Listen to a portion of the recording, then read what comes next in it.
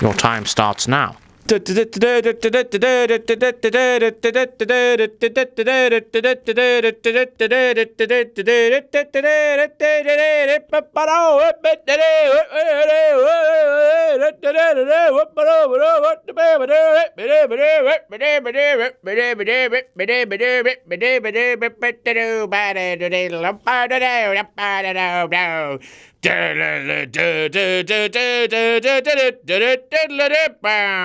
What do we have? 12, dickhead. Frank exclamation mark Powers. That could be correct. Let's check that with Dictionary Corner. Yes, that's correct. Frank exclamation mark Powers is a Latin word. Means mark. Filthy mark.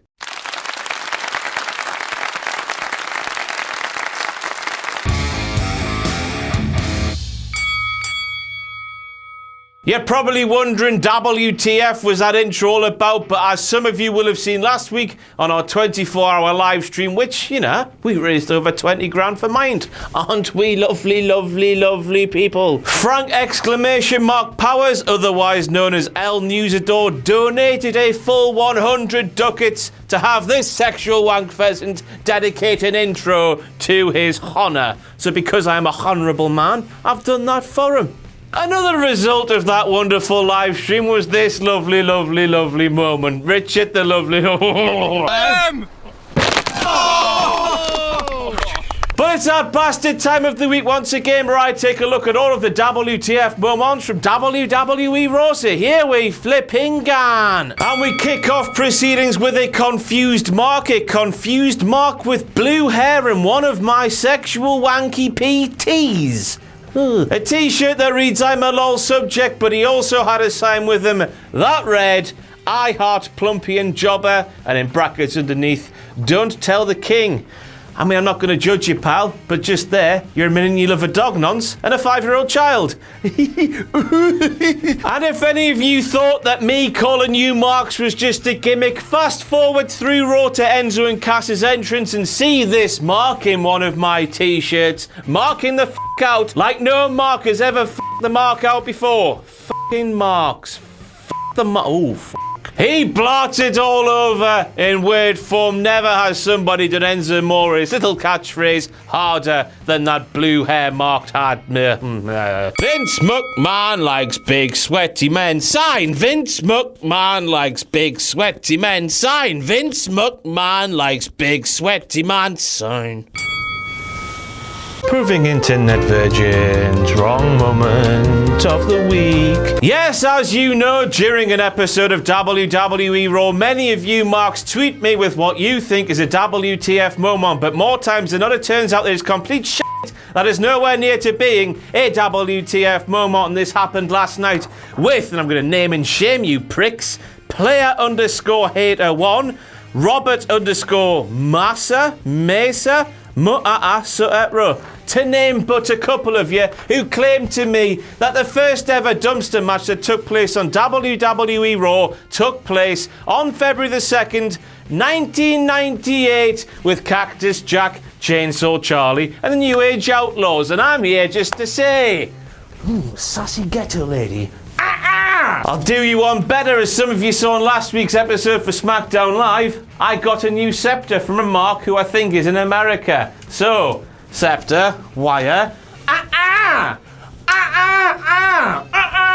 that infamous moment where Cactus and Chainsaw went off the stage as a result of New Age Outlaws resulted from a singles match in ODQ/hardcore match between Chainsaw and Cactus that went up the stage. They both ended up in the dumpster. New Age Outlaws came out from the back, closed the dumpster, pushed them off. JR himself. The dumpster match that they took part in happened a couple of months later at WrestleMania 14, a match in which they won. Next we have the moment where Kurt Angle, who was taking the mickey out of Maurice, did that. Why did he do that? Now to me, this is very much Italian. We go back to see little Guido Nunzio doing it. We go to WCW. We see the Mamelukes doing it. All of this malarkey. Fa for Napoli. Fa for Napoli. Bit of slight racism. It's all fun and games. But Maurice is French-Canadian. She's not Italian. She's a pudding chamel, which is local cuisine in Quebec, apparently. She's not a pizza. If she was a singer, she'd be in Le Bontine. La Bottine Solante. She wouldn't be Pavarotti. Finally, she's Kevin Owens. She's French-Canadian. She's not little Guido or Big Vito or Johnny the Bull, American-Italian, you know. She's more plus et moi, not fa for Napoli. Hey! Chico. But as a result of all this, if Kurt Angle wants to murk off Maurice behind her back, he should have just one thing. A thing that is universal language, linguistically. You! First of all, when it comes to Kalisto, he appears to have stolen the mask design of one Drago, and that coupled with Kalisto's new music means that Kalisto, from here on out, will be known as Techno Drago. In fire burn, right? Doing that. But about Kalisto's new theme, it appears that he has been going to the clubs and pubs in the big market in Newcastle upon Tyne, because it appears to be written and performed by Scooter, bounced by the motherfucking ounce, Ganraj and Neck Cowies.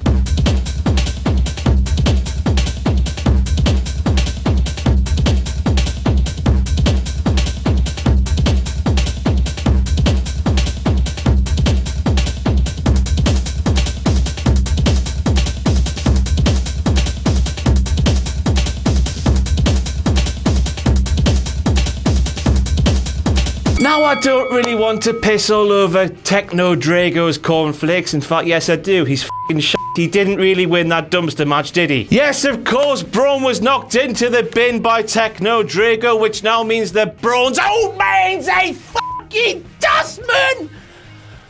Oh. But the lid wasn't shut, so the match wasn't ended. Techno Drago only completed half the job. He got Braun in, but he didn't put the lid shut. But who cares, though? With this new gimmick, this new music, there's absolutely no doubt to me that Techno Drago was in the new Monkey last night, off his fucking tits, Gannon Raj neck, and Cowie's bouncing by the ouncing.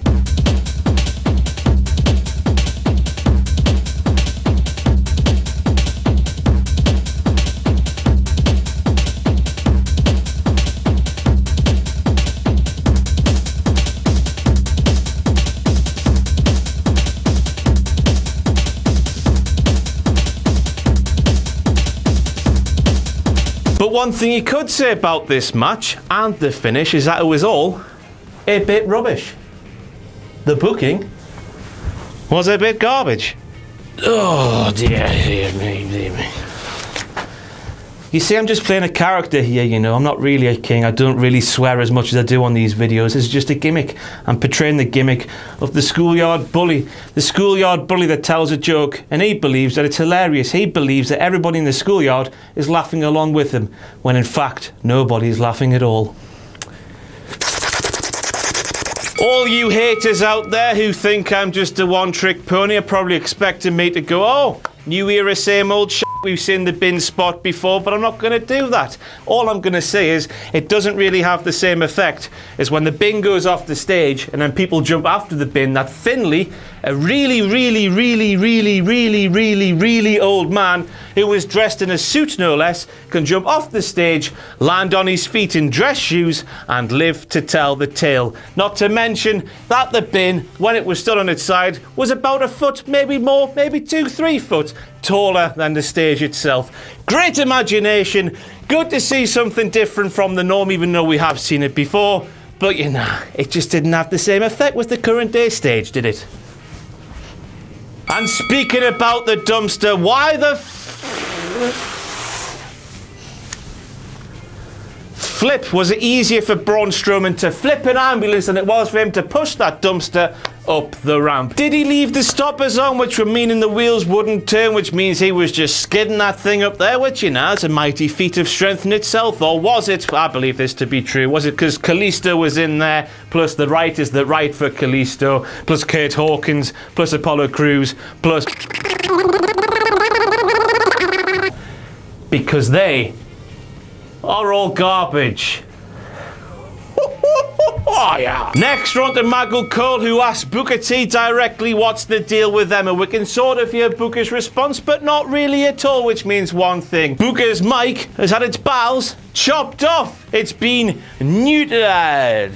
It worked better in my head than it did there. And because I'm a hardcore, world-class, world-renowned, top-dollar journalist with a degree from the University of Sunderland, I have the reason why. Get this right, Kevin Dunn was pissed as a fart last night by the time WWE RAW got on the air because my beloved Newcastle United beat Preston North End 4-1 to secure promotion back to the Premier League at their first time of asking.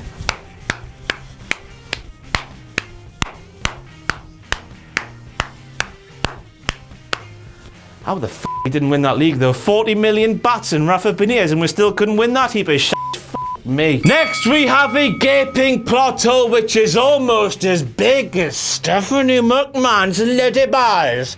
The Lady Balls! We had your boy Finn Balor, a surprise replacement for Enzo Amore, who you know, because he's a bit of a clumsy worker, got injured again, lol. We had your boy Finn Balor teaming with Seth Rollins, a man who injured the out of him last summer, costing him the WWE Universal Championship, going up against some people who we like to call his brothers, his brethren from that hipster shit, the Bullet Club from back in the day. Back in day, hipster shit.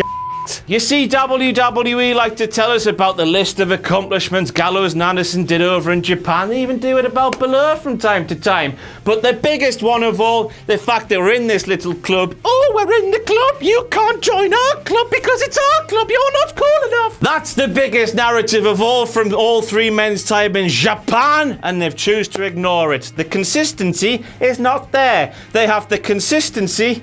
My internet connection in 1999 when it was dial-up. You were expecting something really funny there, weren't you? I've murked you off. Mark. Next, we move on to Seth Rollins' new finisher. Now, I don't give two flying shits that Kenny Omega might do the same move where you throw your hipster bollocks at me just to make yourself look intelligent. Oh, I watched the wrestling in Japan. Find a real-life woman, would you? Just to describe how sad some of you marks are, Jack the Jobber's just in a news piece about Seth Rollins' new finisher because it might be the same as Kenny Omega's move or something. Who gives a shit? Nothing is original in wrestling today. It's all stolen from something years ago. Get over yourselves and find a real-life woman. Now, Rollins' new finisher isn't a WTF moment because he potentially copied some hipster god from Japan. No, no, no! It's a WTF moment because of this.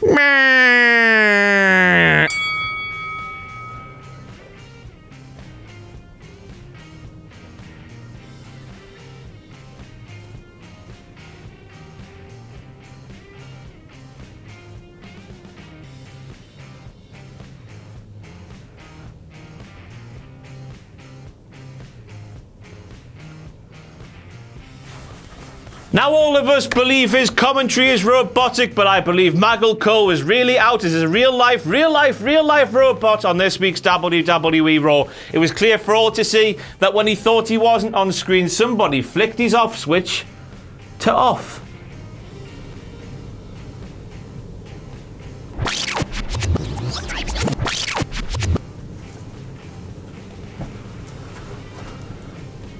And then he realised this happened and he flicked himself back on, looked up, looked surprised, and then continued with the show. I'm a real boy! Another giant plot hole from this week's WWE RAW saw The Miz searching high and low for a tag team partner for his main event against Chris Jericho and Dean Ambrose. It seemed he asked everybody, but everybody went all sassy ghetto lady on him and said, no, sister. And I'm sitting there thinking to myself, Titus O'Neil and superstars of that ilk, shithead heels who will never, ever reach the main event scene again. Why aren't you chomping at the bit to be The Miz's partner? A spot in the main event is open. All you need to do is just dive in, because if you dive in, you take the opportunity. If you take the opportunity, you don't know where it'll go, and the circle of life continues.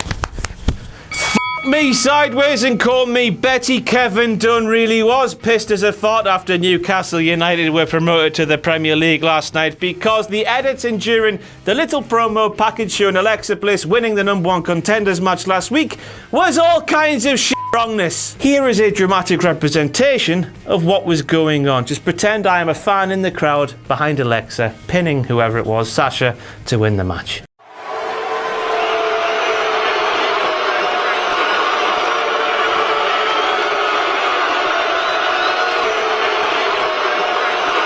The pictures didn't match the sound. And if the sound doesn't match the pictures, then we don't have any life on this earth at all. Why would Bray Wyatt help The Miz out days removed from his payback match against Randy Orton? Why does Bray Wyatt have a butler in a suit handing people little love notes backstage? Why isn't it Bray Wyatt versus Dean Ambrose or Chris Jericho on Sunday at Payback after the culmination of that match on WWE RAW last night? Nobody has any f***ing idea what's going on. It's like I've just whapped on my PS4, started playing 2K17, got on my universe mode, started a shitload of rivalries and just left them open-ended, heading into a big-ish pay-per-view. This isn't WWE 2K17. This is real life, man. Oh my god, I'm a mark. Ah! No!